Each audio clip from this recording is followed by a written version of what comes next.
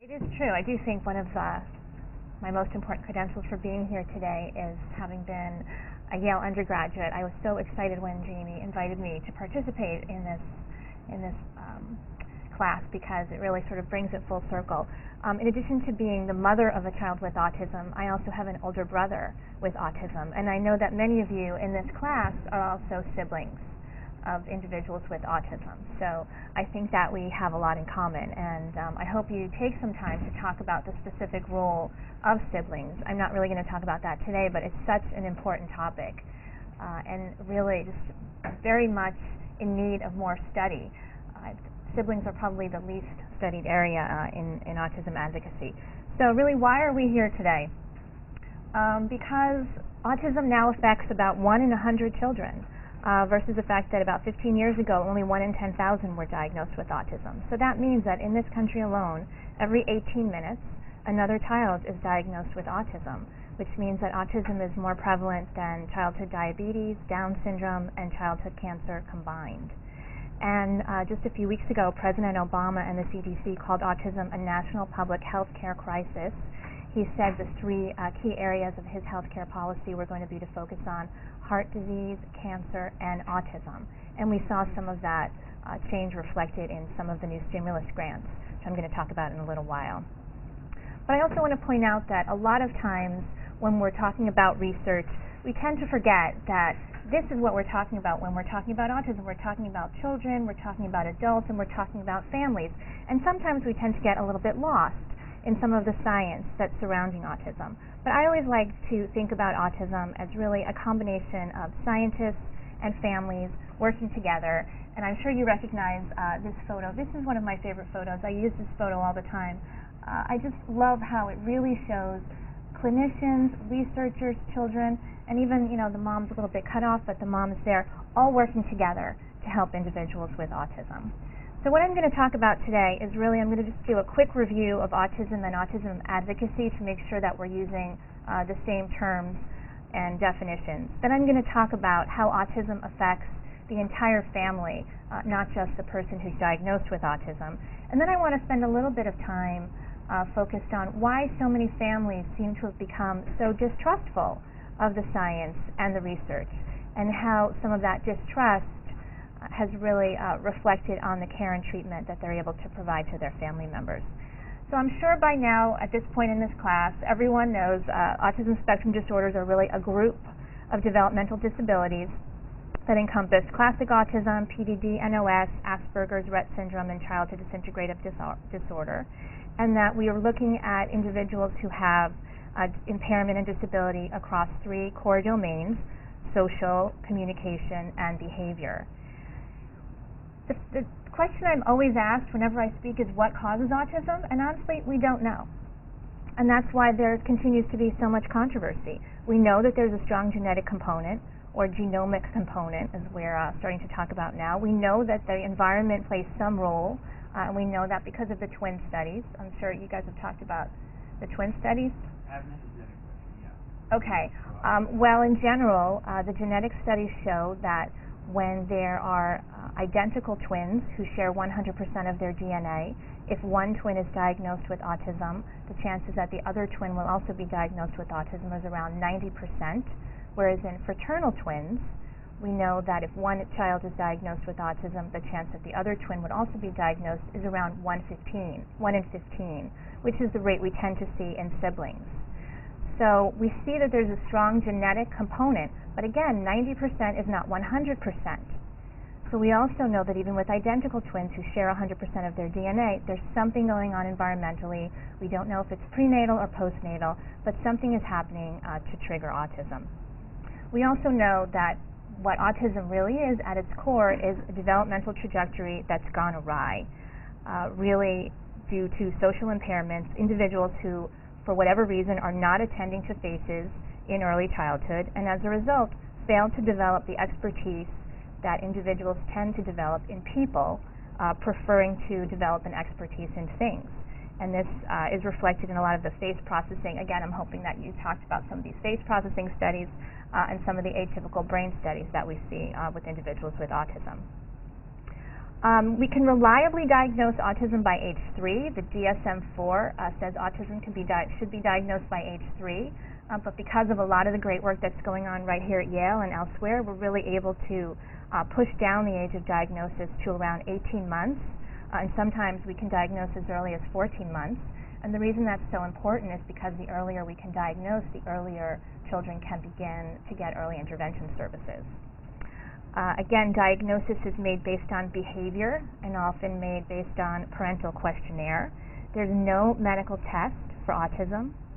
And every child with autism is different, although they all do seem to share certain similarities. So although I know that Dr. Volkmar likes to say, if you put 100 children in a room, all of whom are diagnosed with autism, the first thing you'll notice is how different they all are.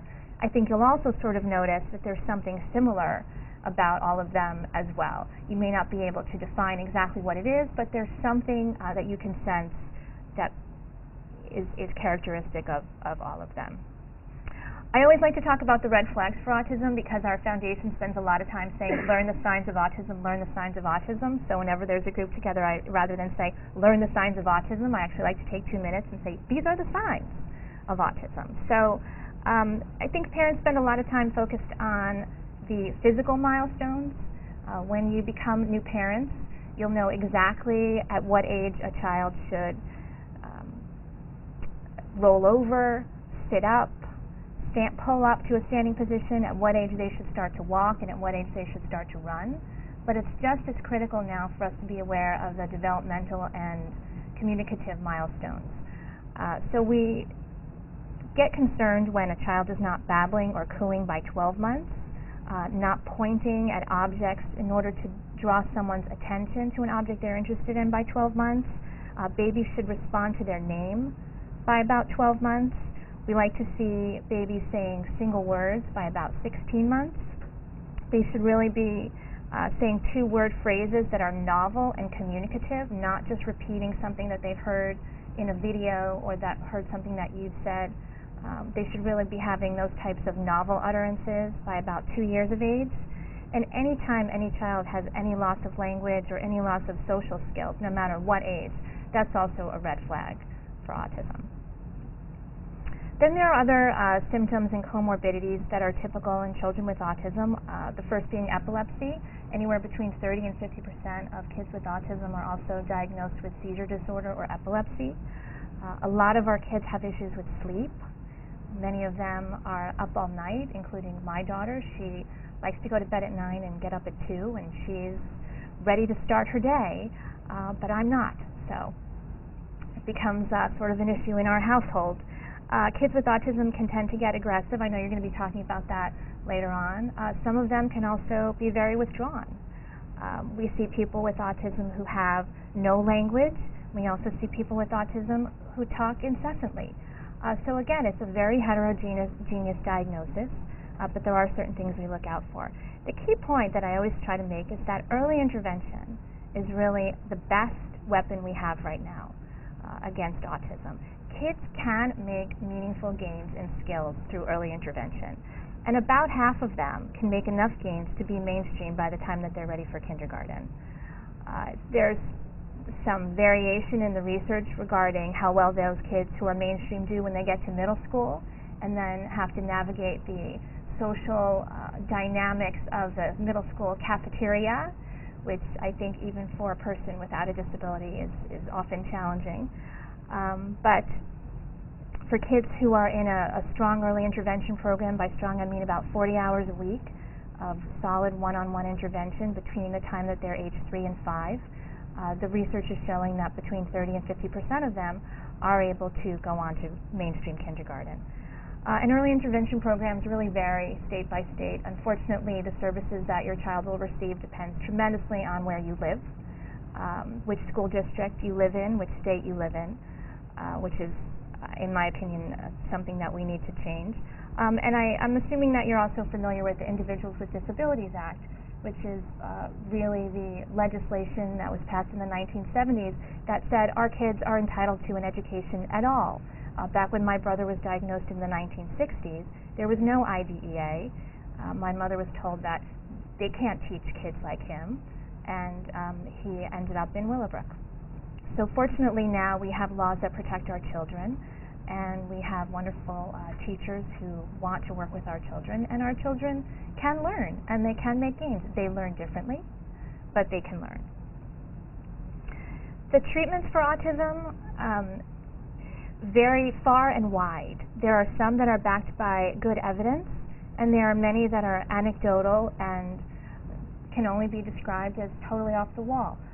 Some that have the benefit of evidence behind them are applied behavior analysis therapy, or ABA therapy, speech therapy, occupational therapy, physical therapy, strong social skills training. There's some good pharmacological treatments that have good studies behind them now. Some studies show that they're efficacious, and just as important are the studies looking at different pharmacological interventions that are not efficacious. That's just as important for parents to know. We need to know what doesn't work as much as we need to know what does work. Then there's a whole range of other treatments that don't have any science behind them and can often harm children as much as they could possibly help them.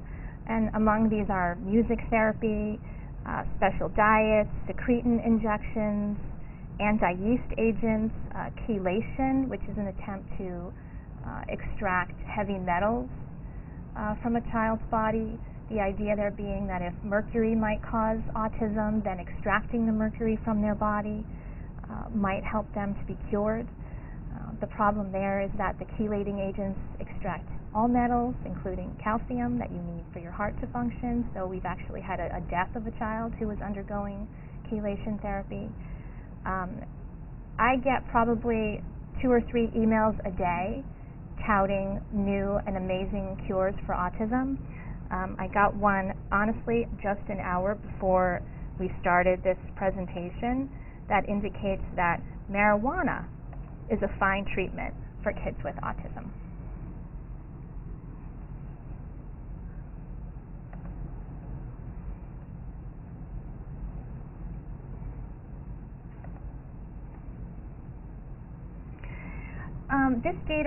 These data are from the Interactive Autism Network, which is a project that's at Kennedy Krieger, and this graph indicates the number of treatments that kids tend to be on at any one time.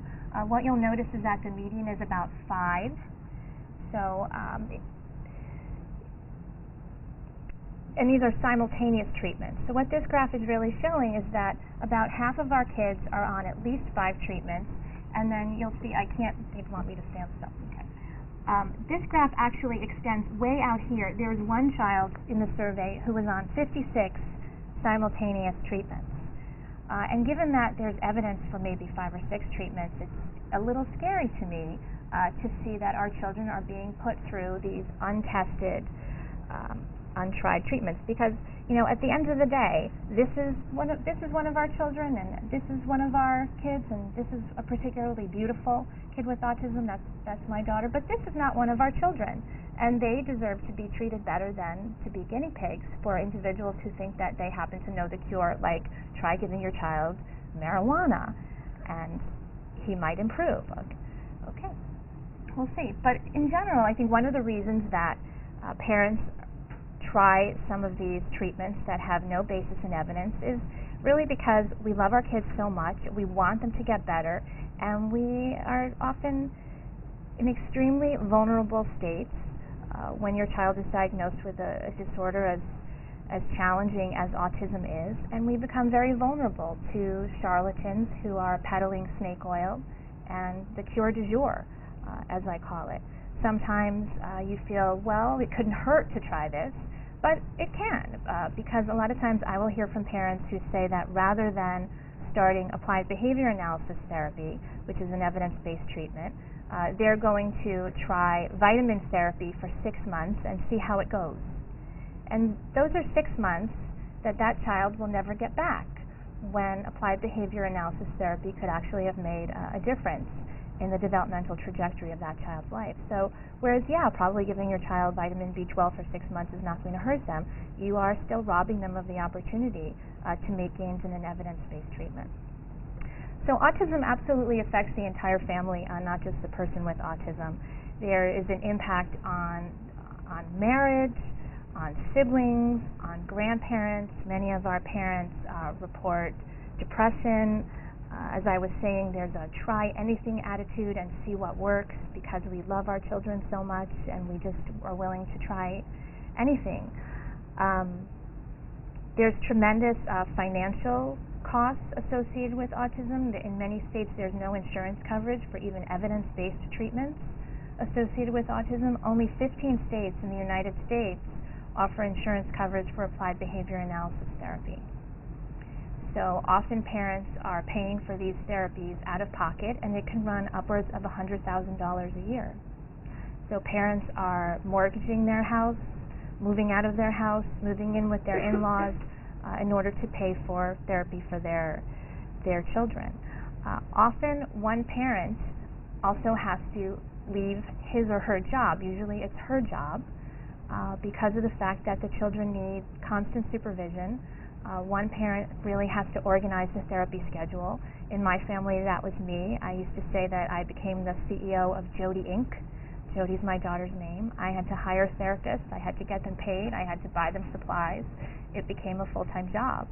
So just at the time when your medical bills are getting larger, your family is down one income.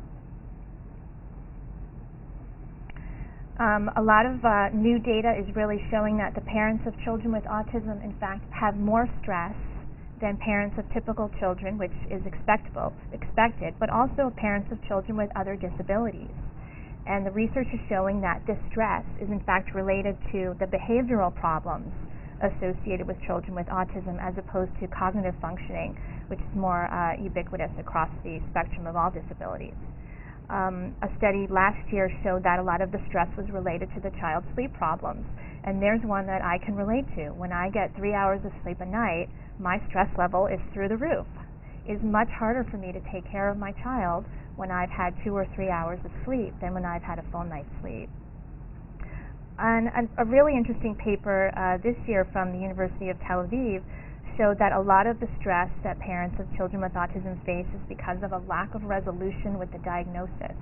And what they mean by that is that some parents, I think every parent is devastated when they first get the diagnosis, but some parents are able to reconcile it and get on with their life and accept that their child is going to have challenges, but continue to have as close to a normal existence as possible more quickly than other parents are.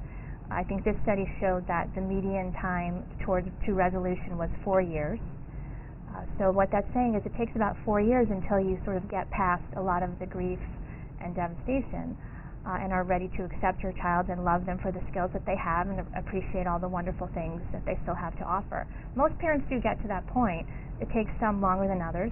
Others get stuck and they never accept their child, and those tend to be the parents who continue throughout the child's life with this try-anything attitude and put them through a lot of therapies that are not only painful but harmful. The 2008 study that looked specifically at parents of children with autism compared to parents of children with Down syndrome, and parents of children with autism were shown to have lower perceived confidence in their own parenting, more frustration, more anxiety and tenseness, more social isolation, less social support, more paranoia and hostility, and they, in general, found parenting to be less rewarding. And again, a lot of this was based on the behavioral issues. You know, when you're in constant fear that your child is going to have a meltdown in a restaurant, or take food off other people's plate, or go into the supermarket and spend that time removing the cereal boxes from the shelves, and that's a very stressful situation. That my daughter, when we would take her to the supermarket, used to like to spend her time taking the cereal off the shelves and then putting it back. And you'd be amazed at how nasty people are when they see a 10-year-old child who's behaving in a socially inappropriate way. Their first inclination is that I'm just a bad mom. It's not people's first inclination to think that that may be a child with a developmental disability. So the result is that a lot of parents say, I'm just not going to take her. I'm going to leave her home. I'll get a babysitter when I have to go to the supermarket. They avoid that situation, or they themselves stay home. I want to talk a little bit more about some of the specific issues that are causing stress for parents, and these are additional data from the Ian Project. I talked a little bit about the Ian Project before. It's the Interactive Autism Network. This is a project at the Kennedy Krieger Institute at Johns Hopkins.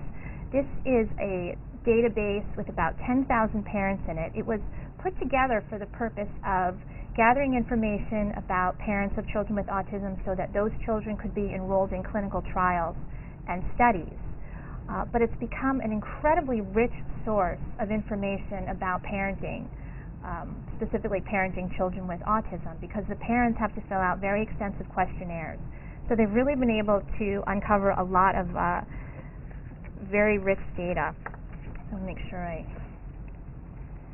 So first of all, looking at the sources of stress, 72%, and let me just go back and say that these data are based on about 3,700 mothers and 340 fathers. So that alone sort of gives you a little hint of who is really taking the lion's share of the parenting responsibility. And I also want to point out that all of these data are based on self-reporting by parents, so you need to keep that in mind as you're evaluating the data. That's all self-reported. But looking at sources of stress, 72% of the parents in the Ian Network describe their child's behavior as a major source of stress. The more extreme the behaviors and the more unpredictable the behaviors, the tougher the challenge. And meltdowns and aggression were both cited, both because they require a hypervigilance on the part of the family and they make interaction with the outside world very difficult. This results, as I said, in social isolation and parents who decide just to stay home. Because that's easier than risking their child having a meltdown. And again, as I described in my own situation, parents also cited rude comments made by other people as a tremendous source of stress.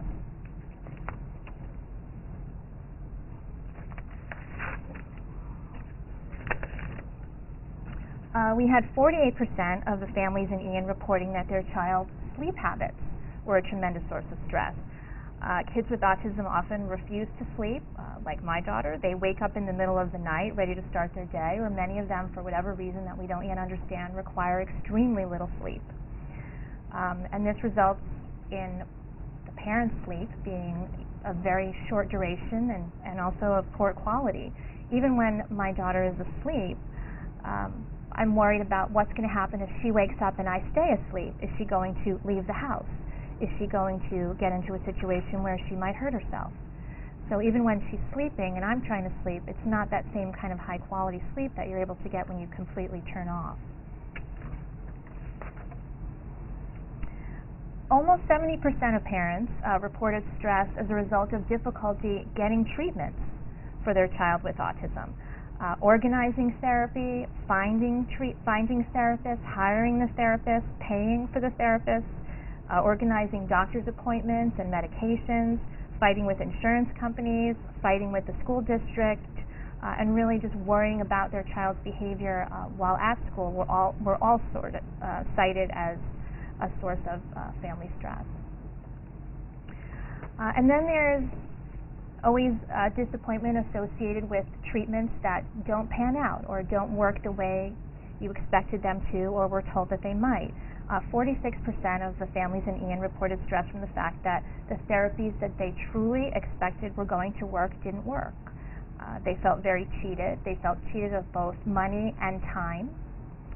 And they also reported a lot of stress when family members or their friends criticized either their choice of treatment or the fact that their child had not made much progress. Again, parents tend to interpret that as blaming the mother.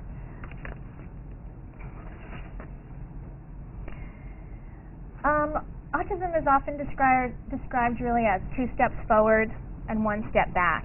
All kids with autism seem to experience setbacks. Reemergence of a bad behavior that you thought you had squashed, or the onset of seizures when a child is either 5 or when they enter puberty is often a tremendous source of stress. I remember particularly our neurologist told me that since my daughter had reached age 5 without having had a seizure, we were out of the woods. About 2 weeks later, she had her first seizure. So there's really no such thing as out of the woods. They're statistically out of the woods, but for every parent, there's really no out of the woods.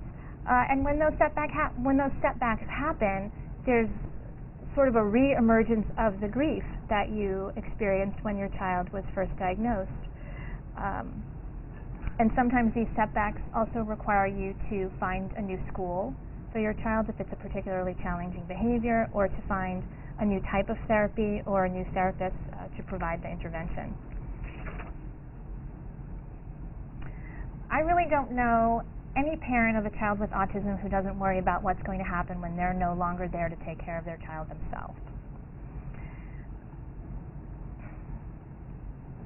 We all worry about whether our children will be able to find jobs, whether they'll be happy, whether there will be people in their lives who will love them.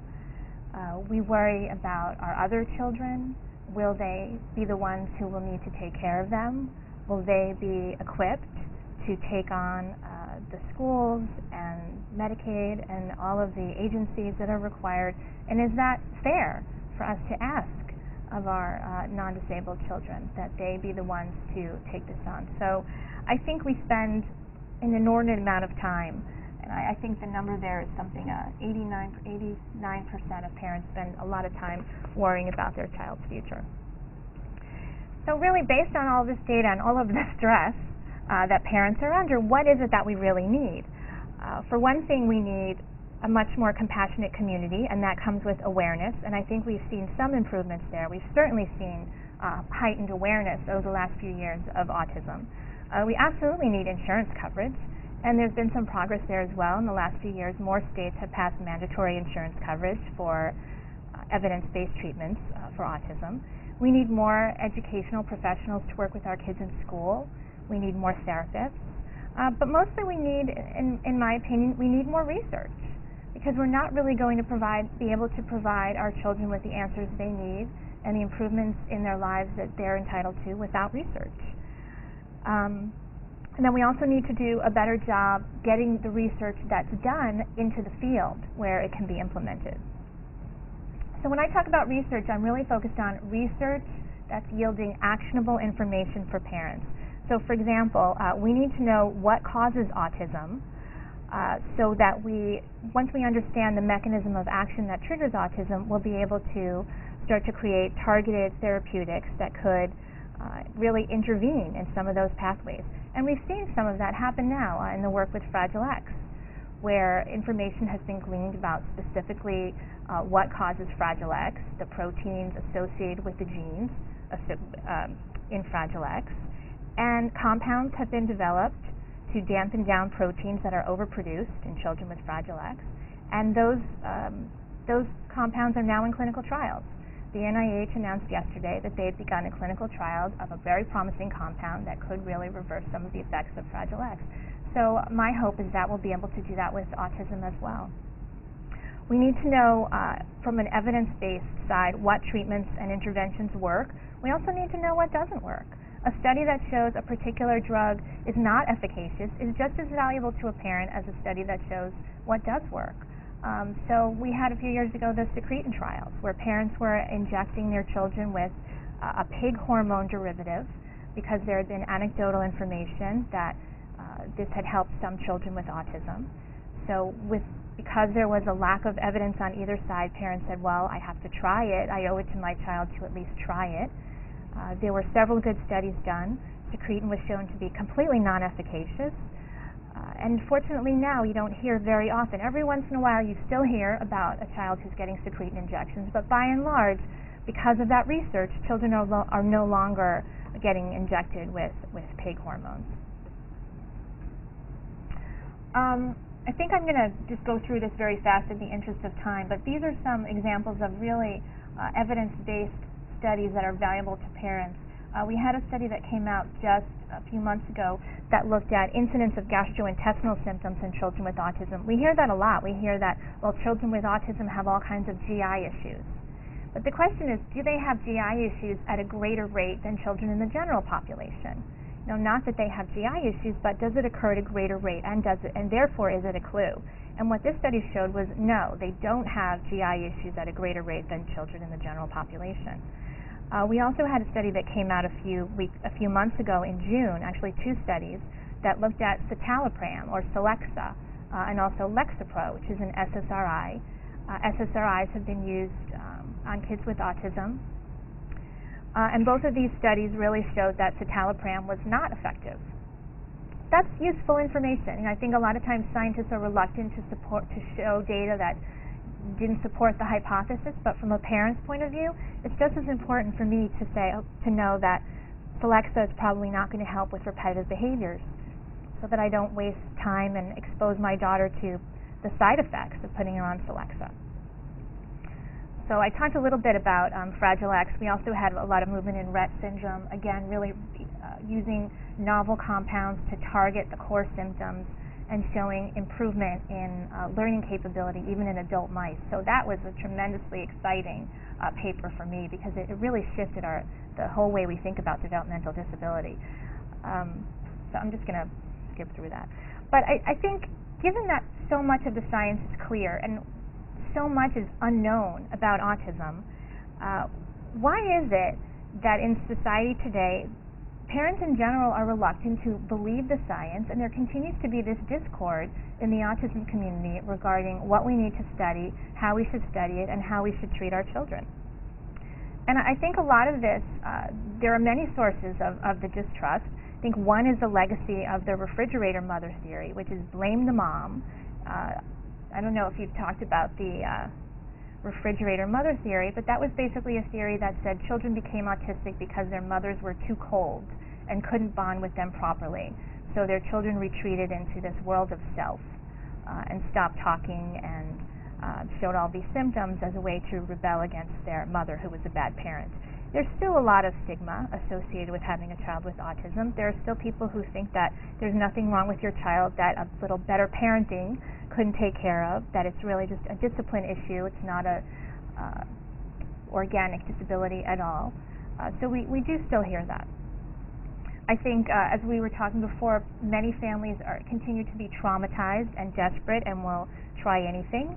I think a lot of parents are experiencing things that the science isn't matching what the science is saying.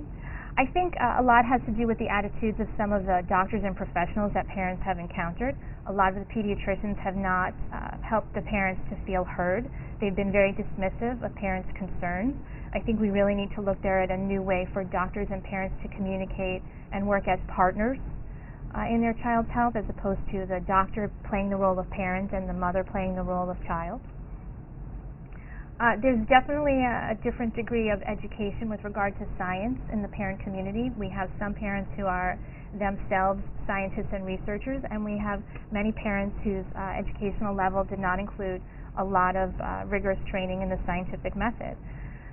We also have a tendency to just want to tune out all of the thousands of experts who flood our inbox every day. People just say, if there's 1,000 different theories, I'll just pick the one that makes sense to me if I agree with it. So they tend to tune out the good science because there's just an overload. But I think the two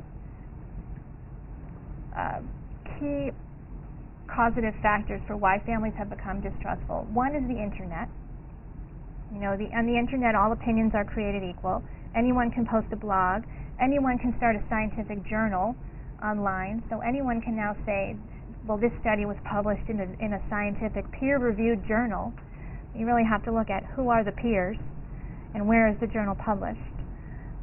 So there's definitely a lot of issues with the internet.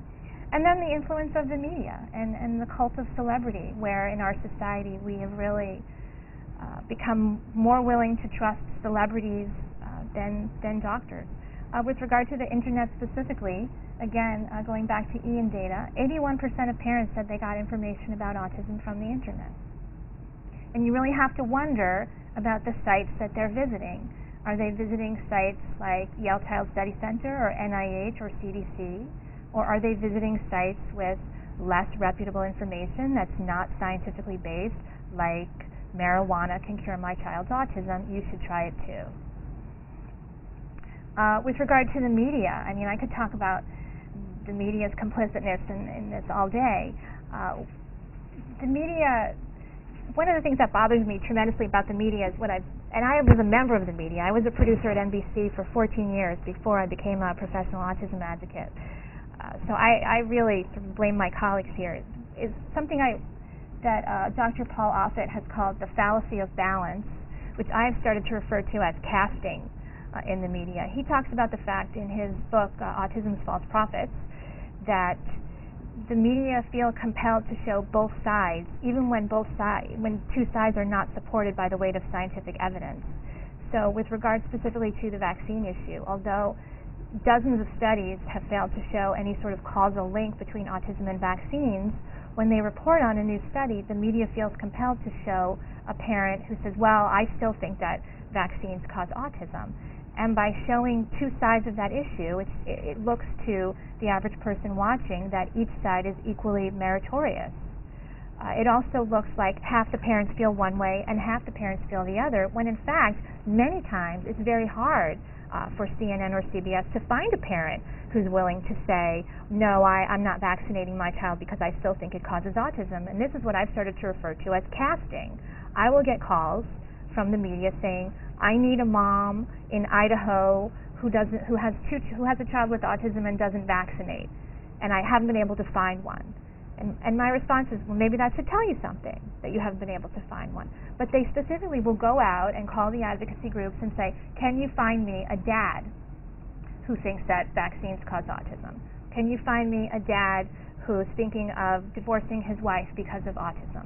I mean, this is really no longer news. It's become what I've called casting. In general, I think the media likes to defend the weak over the powerful. The media loves mavericks. They love people whose ideas are crazy or out there. They love to be anti-establishment. They love to say that they are taking on big pharma, or they're taking on the government. They feel that their responsibility is to look out for the little guy. And in many ways, that's a very important role for the media to play. But in this case, they're really casting the parts incorrectly, in that it's really the public health system that's trying to protect our children, and it's the little guy who's trying to make a buck off unsuspecting parents. The media also loves controversy. So anytime there is a great piece of genetics research that comes out, you'll see no coverage in the media. But whenever there's any type of story that looks at mercury or vaccines, the media will be all over that, no matter how well done that study is, and it'll just bring the whole controversy back to light, even though from a scientific standpoint there is no more controversy there. And then I would say that the media tend to fall into the single study trap, where whenever there's one study that's showing something new, they love to report it, whether it's usually before it's been replicated, and usually before there's been an opportunity for the scientific community to weigh in. So one in particular was the work that was done by Andrew Wakefield in London, where he reported that children with autism had measles virus in their gut, and that these measles molecules were leaking out of their gut and attacking their brain and causing autism. This has never been replicated. The study was actually retracted from the journal that published it. All of his co-authors retracted, and yet we continue to hear this was really the genesis of the MMR vaccine causes autism hypothesis. No good science behind this. All of the subsequent studies have failed to show any causal link between MMR and autism, but yet it continues to rage. I'd also say that the media loves to love stories that sort of cast the earth as this toxic environmental wasteland. You know, that's become very trendy. Everyone thinks that we need to protect our environment, and I'm not saying that we don't. But some people take it to a crazy extreme, like Jenny McCarthy and Jim Carrey, who are saying we have to green our vaccines. You know, that's a nice rhyming phrase, but what does it actually mean to green our vaccines? You know, vaccines are actually green. The only components in vaccines are those that need to be there. So I'm going to just take 2 minutes and just to try to drive home this point of how susceptible people are to this constant need to save the environment, and also so I can stop talking for 2 minutes, I don't know if any of you have seen this Penn and Teller video. Just to set it up for a second, this is they are trying to get individuals at an environmental rally to sign a petition, and the petition is actually to ban water. And you'll see how susceptible people are to really scientific terminology, or to anything, or to anyone who's saying, I want to save the environment. To a rally to collect signatures for a petition. She's going to ask people to sign a petition banning dihydrogen monoxide. That's hydrogen monoxide. Water. That's right, water. And she's not going to lie or even stretch the truth. Not at all. She's just going to talk about what water is and what it does with the vocabulary and tone of environmental hysteria. This is a petition for dihydrogen monoxide. What it is it's a chemical that is found now in reservoirs and in lakes. Pesticides, different kind of companies are using this. Styrofoam companies, nuclear companies. And now when they use it in pesticides, when we're washing our fruit and things like that, it's not coming out.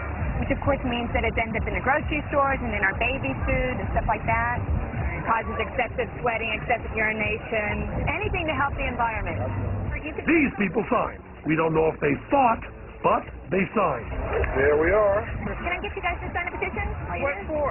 For banning dihydrogen monoxide? Oh, yeah, I'll sign that. Thank you very much. And our petition woman was getting signatures left and right. Oh, okay, mostly left. But man, there's a lot of people against that evil water. It's everywhere, and we just really need to ban it. A few more supporters. These passionate, informed people didn't even need to ask what dihydrogen monoxide is. They didn't even ask. Is passion supposed to replace common sense? We understand the desire to join up and do something important. It's sexy to save the world, but you've got to spend a couple of minutes to find out if you're really saving the world and not just being herded around by some politically motivated actors who may not really care that much about the environment, but see this as some chance to raise money for whatever they think is a good idea. No end justifies the means of lying. Man, there were a lot of people who signed the petition. And we're not talking a handful of dope.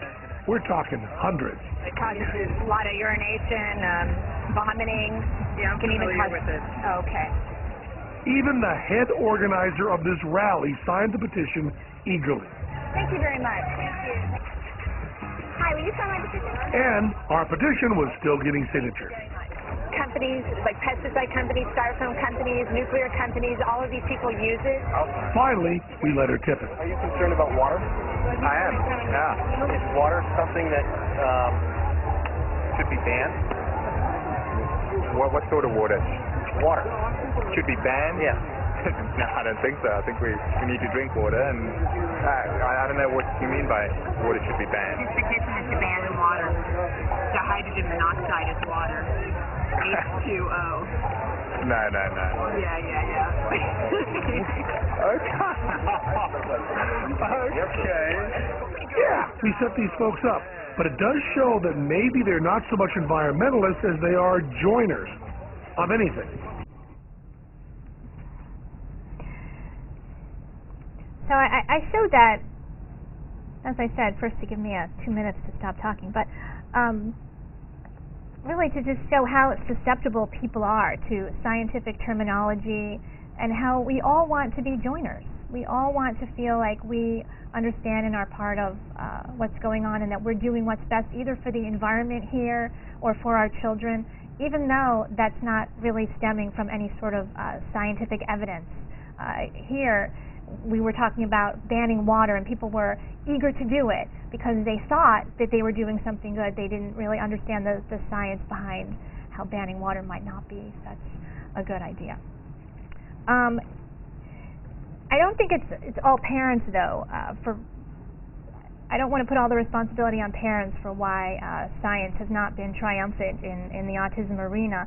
I think there have been a lot of missteps by some agencies, one in particular by the American Academy of Pediatrics, in the way that they announced the news about removing thimerosal from vaccines. I think they did that in a very scary way, and their attempt to put out a press release really caused a lot of harm. When the AAP decided to remove thimerosal from vaccines back in, I think, 2001, they did so because they wanted to study thimerosal, not because there was any evidence that thimerosal was causing autism, but they wanted to make parents feel better. They wanted to study thimerosal. The phrase they used was to make safe vaccines safer. Well, if it was going to make it safer to remove thimerosal, then maybe they weren't so safe to begin with. So a lot of parents sort of jumped on this to make safe vaccines safer as evidence from the AAP that they know that they're not safe. Thus, there's this vast conspiracy between the American Academy of Pediatrics and the CDC and the vaccine manufacturers. Again, a lot of times it's parents looking for what they want to hear, and in this case, they heard it. I think there's also a lot of issues with regard to the conflict of interest with our experts. We've now gotten to the point where anyone who has an established body of scholarship on a topic is considered to have a conflict of interest rather than to be an expert. I mean, we've seen this with judicial nominations, and we see it with our scientists, where a lot of parents are saying, well, this person has a pre-established idea about, so let's use vaccines. They believe that vaccines are safe. They're not open-minded, and therefore they're no longer qualified to participate in a conversation about autism and vaccines. As opposed to, I'd say, 15 years ago, when expertise was really valued, and we looked at people who had spent their lives and careers studying an area of science and really looked to them to provide guidance and input. I also think that scientists are at a disadvantage versus parents by the rhetoric that they're forced to use because of science and what parents are able to say versus what scientists are able to say. So, for example, a parent can go on the Oprah Winfrey Show, and she can say, my son was fine, he got the MMR shot, the light went out of his eyes, and he became autistic. And Oprah will say, are you sure the vaccines caused autism? And the mom can say, I am sure the vaccines caused autism. Whereas a scientist can never be that definitive. You can never say what doesn't cause something. You can never prove that vaccines don't cause autism. You can only say something like, the body of evidence does not indicate a causal relationship between vaccines and autism. So then when Oprah says, do vaccines cause autism? The scientist has to say, I don't know. We don't know. We can't prove that. And that's what really puts the scientist at a disadvantage. No good scientist is ever going to say definitively, we know that vaccines don't cause autism because you can't prove the null hypothesis. Just like if I were to put on, if I were to tie a white sheet around my neck and jump off the roof, I could jump off 5,000 times, and 5,000 times I'm not going to be able to fly. I'm going to fall and break my leg. That doesn't prove that I can't fly. It just proves that 5,000 out of 5,000 times I didn't fly. But you can't say with 100% certainty that I can't fly. So this really puts the scientists at a real disadvantage when they're on Larry King or on Oprah, in that the parents can be extremely definitive and the scientists can't. And Jenny McCarthy, for example, on Oprah said, I really don't need science. My science is at home. His name is Evan. And that was her science. I'd say it's also, I'm going to skip over some of this. I also just want to point out that it's not only scientists who have competing interests. Oftentimes, advocacy organizations have some conflict of interest as well, in that they have differing goals. So just a little primer on autism advocacy. In 1997, we had the first parent-based autism advocacy group. It was called the National Alliance for Autism Research. And then the second one, the same year, Cure Autism Now. The National Alliance for Autism Research was founded on the East Coast, and CAN was founded on the West Coast. In 2005, we had Autism Speaks, which was founded by Bob and Suzanne Wright. That really sort of opened the floodgates for autism advocacy. In 2006, Autism Speaks merged with the National Alliance for Autism Research. In 2007, it merged with CAN. There then became this cry, there should only be one voice. But I think that's not really what parents are saying. I think there needs to be room for other voices. In 2008, after having told the National Alliance for Autism Research that they wanted to merge with them because they agreed with their science, the NAR founders were dismissed from Autism Speaks. I would say it's very likely that the founder of CAN, when his term on the board is over next month, he's also going to be dismissed. So we really have to think, are we better off now having only one huge autism advocacy group? Autism Speaks is going to raise about $65 million. They'll fund $30 million in science, and all of that's great. But the price for that is by having one big group and having so-called big tent where all views are welcome.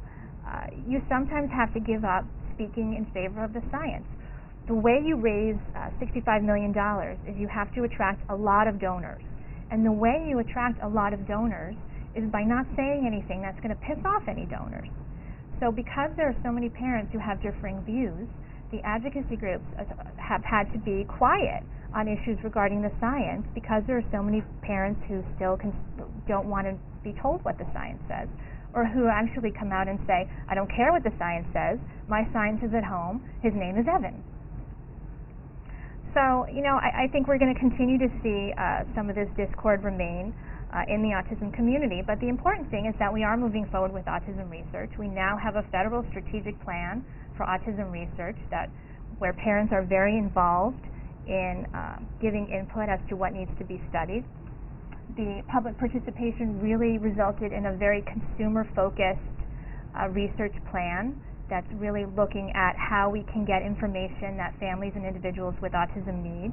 It looks at when should we be concerned about autism, how can we understand what's happening with autism, what's causing autism, what treatments are available for autism, where can I turn for services, and what does the future hold for when individuals with autism inevitably grow up and become adults. You are an adult with autism for a lot longer than you're a child with autism, and yet so much of the science and energy has really been focused on the needs of children, and that's really changing now. So anyway, our foundation we were founded last year. I've been at Autism Speaks for 4 years. I was actually the first employee at Autism Speaks, but I felt that I needed to leave and we needed to start a new organization that was truly focused on the science, that would not be a big tent where all views were equally meritorious, whether they were backed by science or not backed by science, but that there were many, many parents who wanted to speak out for the science and who feel that we just don't have the funds available to continue to look at issues at questions that have already been asked and answered, and that what our family members really need and deserve is the opportunity for new research that's going to actually yield useful information to them, that's going to create treatments, it's going to help us understand what causes autism. So we are trying to raise money based on our Science First mission. We're supporting parents and families by speaking publicly and getting information about autism research into the community. We issued our first request for scientific proposals in September. We expect to fund our first grants in January, which will be less than a year into our operation. And we strongly believe that every dollar counts. So if you want more information about our foundation, it's at autismsciencefoundation.org.